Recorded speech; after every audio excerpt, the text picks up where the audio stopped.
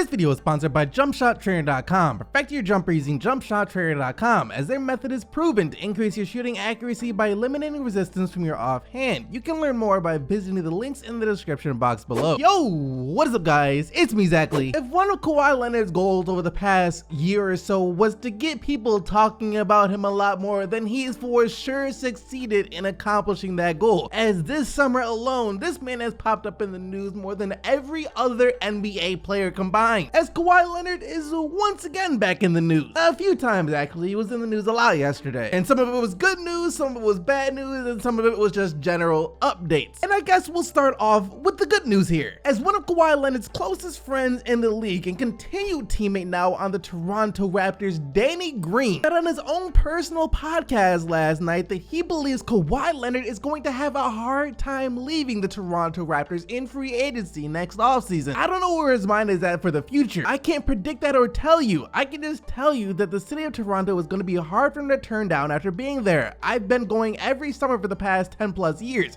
It's a great city and the fans are amazing. I've said it before. Back after the Raptors GM said that the Toronto Raptors had a lot to offer, that the city of Toronto has a lot to offer Kawhi Leonard, I said that that's pretty much true, that Toronto is a great city, a great franchise with a massive, loyal, dedicated fan base. So they do have pretty much everything to offer Kawhi Leonard except year-round warm weather and, you know, a history of winning championships. But if Kawhi Leonard wants to build his own name, his own reputation, own brand even, then I don't think Toronto would be that bad of a place to do it. However, I would also take Danny Green's comment with a massive grain of salt, since this wasn't the first time that he's made a comment like this. As back in May, Danny Green went on national TV and said that Kawhi Leonard told him that he wants to stay with the San Antonio Spurs, and we all know exactly how that turned out. But anyways, that is the quote-unquote good news that we had to talk about in regards to Kawhi Leonard. And now let's get into the bad news for Kawhi Leonard. And when I say bad news, I mean how things got so bad between him and the San Antonio Spurs in the first place. As Jeff McDonald, a reporter for the Spurs, was interviewed yesterday and asked for any inside information that he could give us on the relationship between the Spurs and Kawhi Leonard. And during that interview, he was asked if Kawhi Leonard's teammates at any point started to resent Kawhi Leonard for all the drama that he was causing, and this was his response. I think that's absolutely fair to say, because at that point in time, it was in March. Yeah, I think they were getting a little fed up in what was going on. There were a couple of times in March where Leonard's group, as Pop calls them, would come in and say,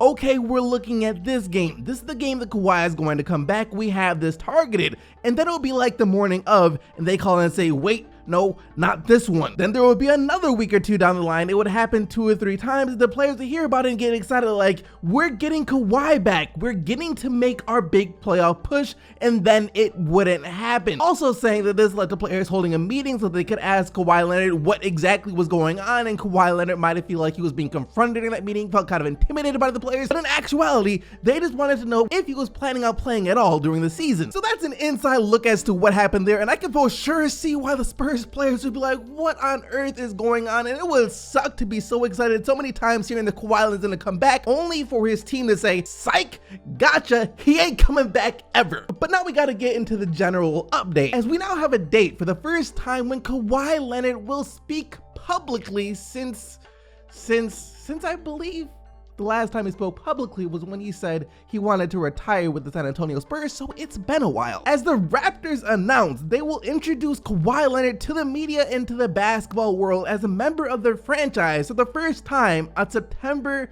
21st, so 10 days from the recording of this video, which I am very excited for, even though I probably shouldn't be, because the reality of the situation is Kawhi Leonard most likely isn't going to say much. You guys know who's excited about this upcoming NBA season? Chicago Bulls fans. This, of course, right after the year in which I'm sure a lot of Bulls fans would like to forget what went down in the previous season. But I think now that they're happy with the direction that their favorite franchise is headed in. And there will be a lot of interesting things and players to watch when it comes to the Chicago Bulls upcoming season. Jabari Parker, Lauri Markkanen, Chris Dunn, the rookie Wendell Carter Jr., and of course Zach Lavine, as this will be the first time that Bulls fans and NBA fans in general will be able to see what he's able to do on Chicago now that he's fully healthy and won't be trying to get back into the swing of things like he was when he came back last season. And Bulls fans aren't the only people excited to see what he he can bring to the table, as Zach Lavine himself said he is also excited to see exactly what he's going to be able to do on the basketball court. As during a recent interview, he was quoted saying this: "I got my speed back, my jumping back. Once you get off a torn ACL injury, you're lifting and eating, so I got up to like 210 pounds. I've never been that heavy before.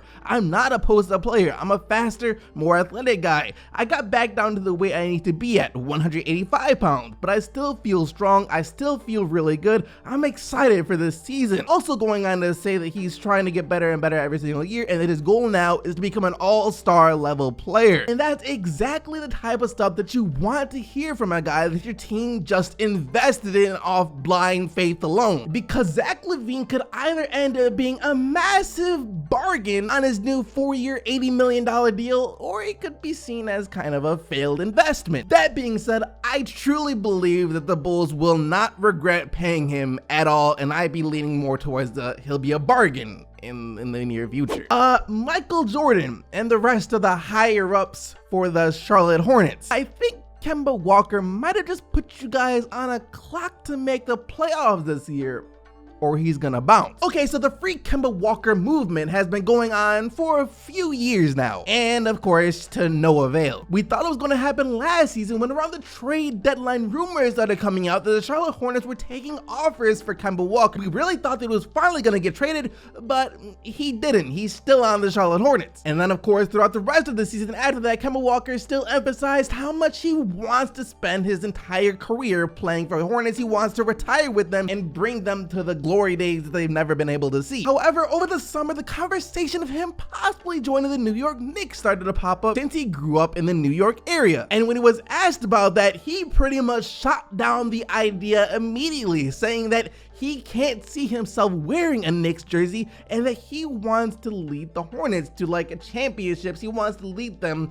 to winningness, effectively killing once again any talk of him leaving the Charlotte Hornets and especially joining the New York Knicks. But now it sounds like he might have had a little bit of a change of heart here, as when he was once again asked about his impending free agency and to clarify his comments that he made about the New York Knicks, let's just say that he did anything but shut the door on the possibility of leaving a free agency next summer. I've been on one team in 7 years, going on 8 years, so when it's my time, I'll make a decision. That's all I said. I said I don't see myself in a Knicks jersey because I've only been in one jersey. Do you know what I mean? I just want to make the playoffs. That's it. I want to get back to the playoffs consistently, so this upcoming season is the first step for consistent playoff runs. Like I said, he definitely didn't shut the door on the possibility of joining with another team. If anything, the door is already shut and he cracked it open a little bit. And at the end of the day, Kemba Walker is a competitor, just like most of the other players in the NBA. He wants to win. He wants to be in an environment where he can at least make the playoffs consistently and compete. And so far,